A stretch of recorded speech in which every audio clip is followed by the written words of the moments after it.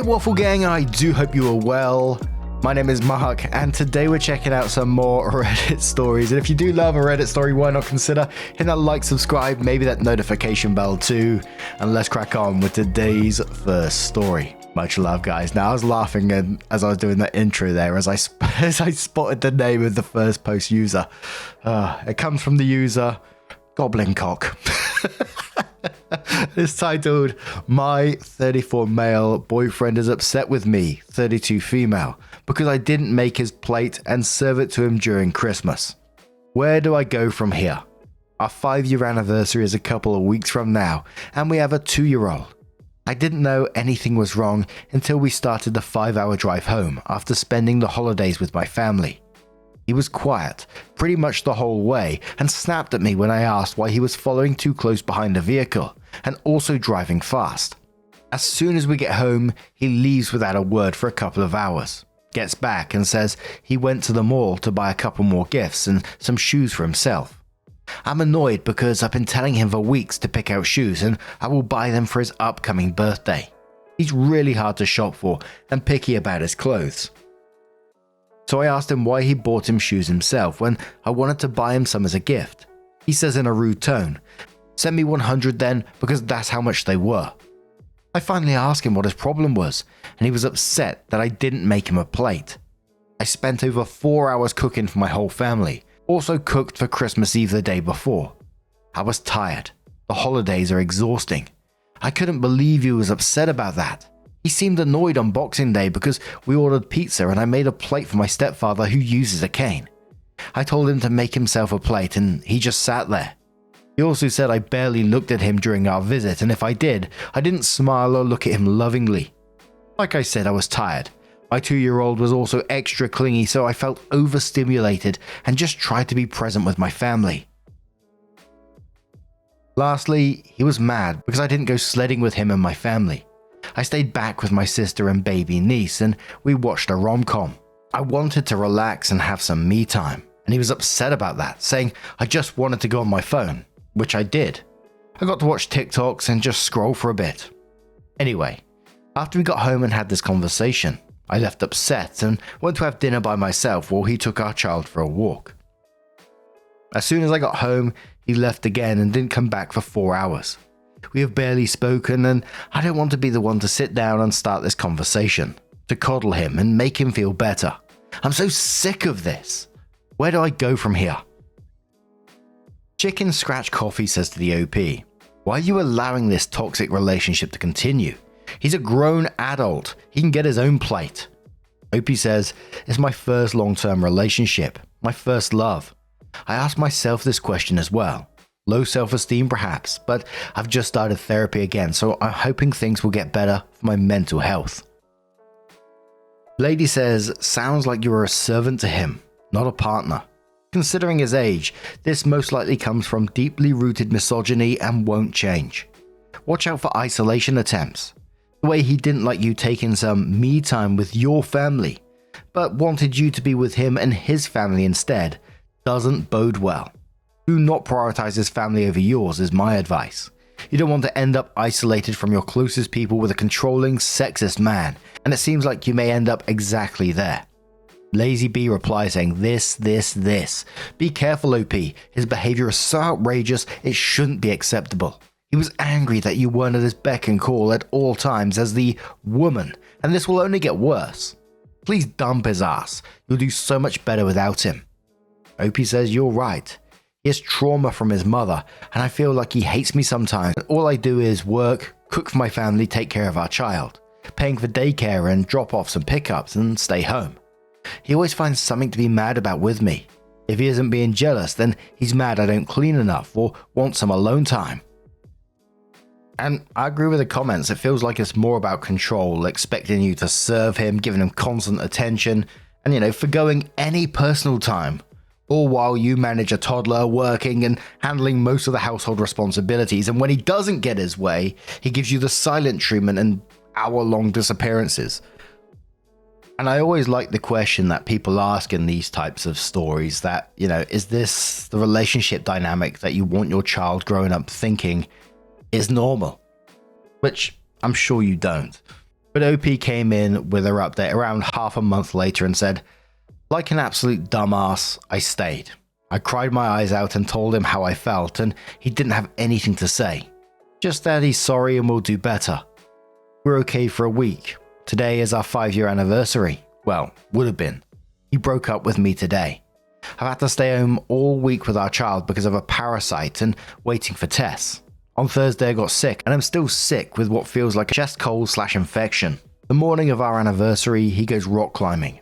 I don't know what time he left, but was gone until noon. I was pissed and texted him it would have been nice to have help while I rested. I cancelled the reservations I made to the restaurant that we met at. When I told him this, he ripped up the card he got me, told me he's going to stay elsewhere, and we are done. He said I'm miserable and just want to be sad and that I make him pay with all the ways my dad failed me. My father could care less about me and I have daddy issues. Lol. I don't think I'm being unreasonable for expecting him to spend the whole day or coming back early from climbing. I didn't even get a good morning or happy anniversary text, but it is what it is. Anyway, you all were right. I knew in my heart but didn't want to believe it. There's no coming back from this, but I'm okay. Thank you for letting me vent and for all your advice. It's nice to come back and read all the positive support." On the update, a commenter says, "Just hold your head high and move forward. When he changes his mind, hold firm. Talk to a lawyer about child support, etc. You can do this. You've seen who he is now. Don't let yourself unsee it. I believe in you, and you deserve all good things." Commenter says he sounds like a man-child. Now he's gone. I almost guarantee you'll start thriving. With him not around, putting you down, draining your energy and self-esteem. You'll start noticing a difference. Opie says thank you. Just got to get over the sad part. I was the best version of myself when I met him. I've lost myself in this relationship, but I feel ready to move forward. Beneficial Knee says he's right on one thing, and that has to do with your disappointment with your father. If we have a neglectful or abusive father, we tend to see those wonderful things about a new man as familiar. The things that gave us happiness in childhood, but in reality, it is our little child heart yearning for attention and possibly love and protection of our father. The promise is empty, and in fact the new guy is enamored of you based on the same criteria. If you had known this about each other and still wanted to go ahead, you could have gone to couples counseling.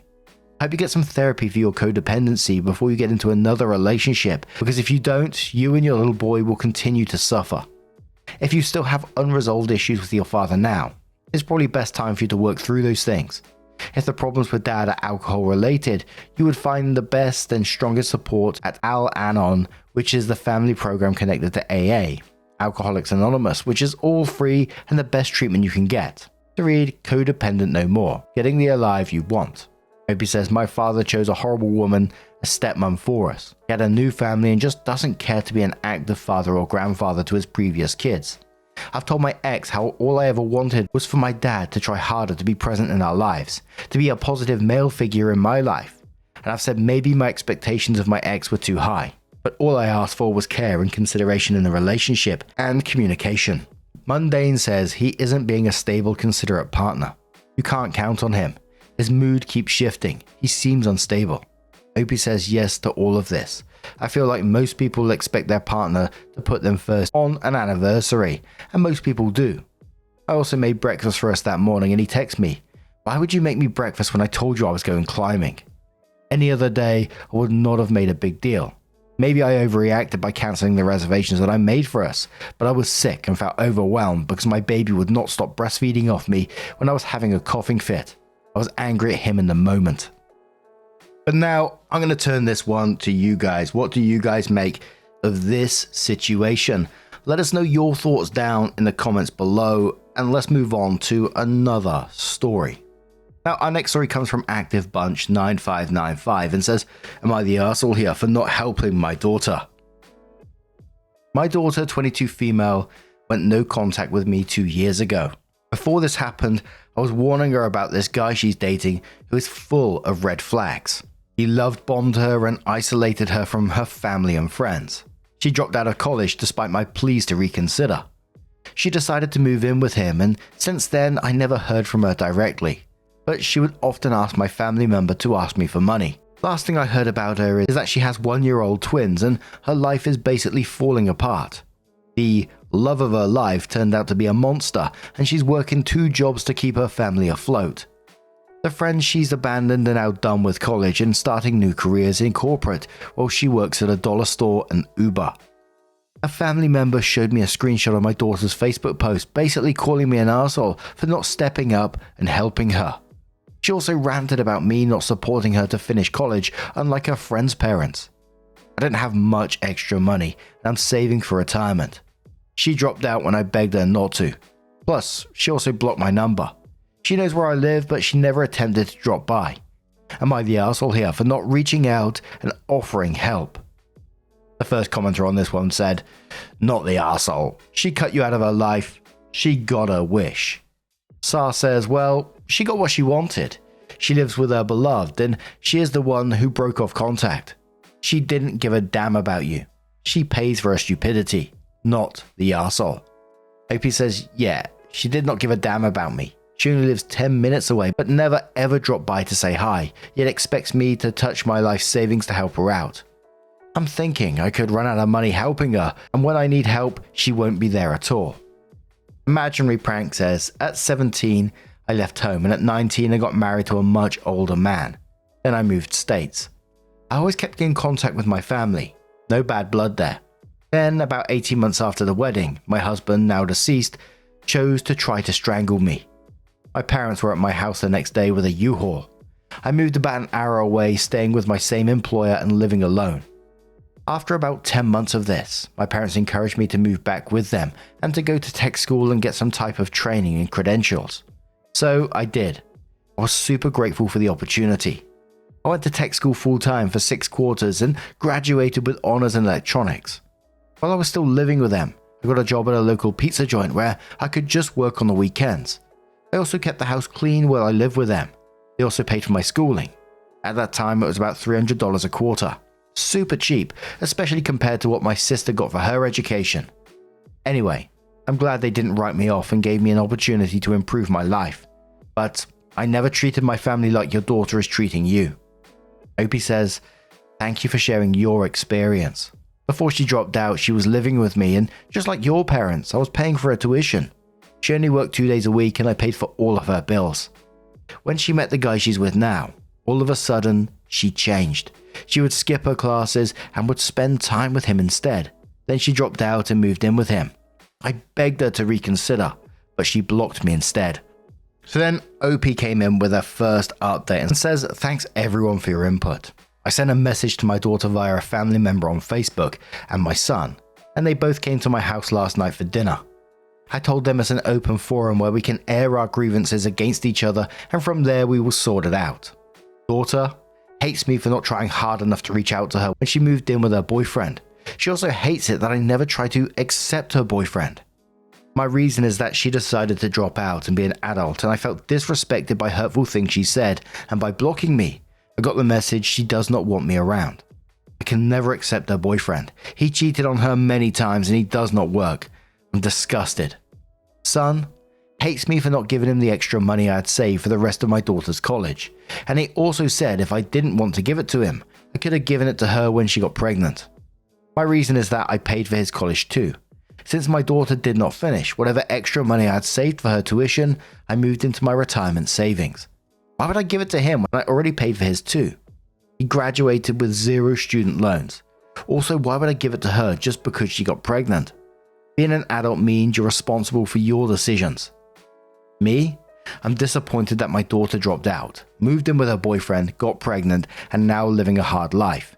I told her I worked my ass off to give her a good life, and that she was my little princess.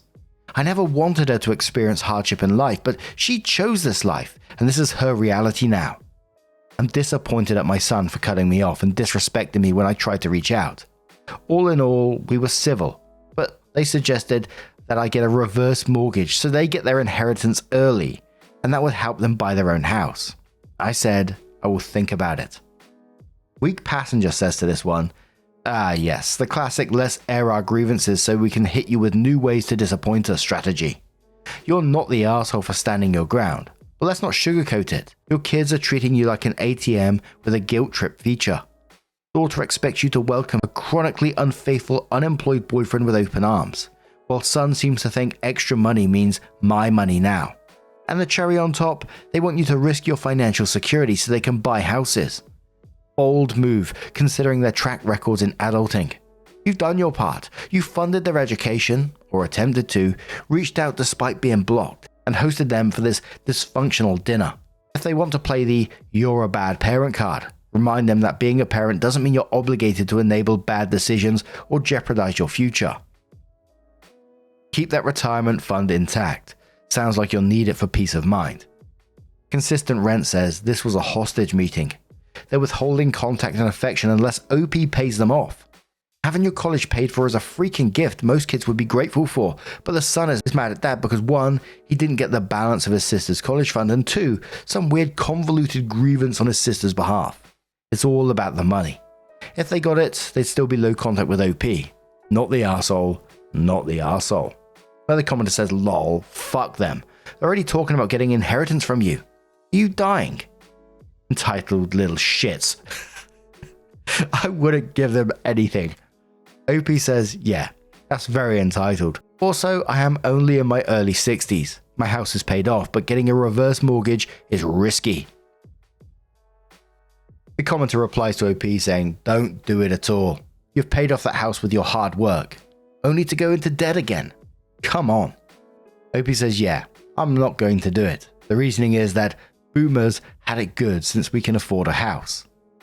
Bella Lee says, well, they need to get it through their entitled as fuck brains that they had it great to not start off with massive debt from college. Ray Mayana says, not just him, but all of us, please, for the love of our future self, don't touch a reverse mortgage. Those things are like financial quicksand. The more we need it, the worse it gets. It's basically a sneaky way to turn our home into a loan that we'll never fully enjoy. The house might go up in value, but guess what? We won't see a dime of that sweet appreciation. Honestly, this isn't the financial hack he thinks it is. Maybe it's time to make peace with his kids' life decisions. Back when I was their age, I didn't think I'd ever own a house either. And I even had a fancy degree to show for it. CZN says, oh hell no. You paid in full for your son's college, but that's not enough for him. She ignored solid loving advice and cut you off, and she thinks it's your fault for not reaching out to her. So you jeopardize your future to benefit these greedy, immature and selfish people, who will absolutely not be in a position to help you should you need it as you age. It's hard for a parent to refuse to help, but you must. You've done more than enough, and they have to grow up. OP responded saying her reasoning was, parents should let kids make mistakes and then help them pick up the pieces. I said hell no. My duty is to make sure you don't make life-altering mistakes. She said nobody is perfect and people make mistakes and it's part of life. Ugh. So OP came in with another update and says, once again, thanks for your inputs. I messaged them both and informed them that I will not be getting a reverse mortgage. I enumerated the cons and told them that there's no way it will work for me. I have to maintain the property according to their strict terms. High fees and costs. Reduced home equity, and in case I need some money for myself, I won't have much left. My son said he understands, but asked me if I can withdraw some of my 401k. My daughter threw a fit and accused me of not caring about her and my grandkids. To be honest, I have not even met my grandkids yet. Right now I'm putting myself first because it's clear that none of them have my back. I also got text messages from her boyfriend, basically calling me greedy and that I'm doing this to punish her for being with him. I admit that maybe if she wasn't with him, I'd at least help her get back on her feet. But knowing that she is with him, there's no way I'd give her anything. Cam Cat says to OP, you have 2 greedy kids. Time for them to grow up and take responsibility for themselves. Quit bailing them out. They can get jobs, save money and pay for things themselves like the rest of us. Beth says, I'd go with sperm beneficiaries. They don't behave like OP's kids. They don't care for OP in any way. Time to just move on. Blue Green says, not the arsehole. Why are you even entertaining helping either of them? They are no longer children. Let them sink or swim on their own. They look on you as an ATM, nothing more. Advice, tell them both to go and pound sand and kick some rocks at the same time. And there was another commenter below this post, and I'm kind of reading it just because of the name. But also the comment is legit.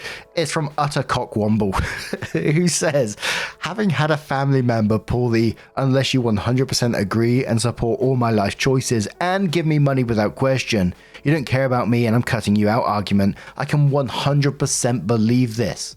Family member felt entitled to my money because I had some and I should use it to fund their life without question. As soon as I had a comment or opinion, all of a sudden my love was conditional and I was trying to run their life. Nope. I just told them I was going to pay the utility company directly rather than give them cash any longer. Wow, wow, wow. Entitlement off the charts there. But there were some people questioning, is there missing information on this one? Because why are the kids like this? Who brought them up to be like this? Other people saying, entitled arseholes are gonna arsehole. But what do you guys make of this situation?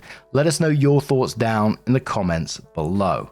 Now, just a huge thank you from the bottom of my heart for getting involved in today's stories. Your love, your support, your time, it always means the absolute world to me. So thank you so, so much. And hopefully I will see you in the next one. Take care and much love.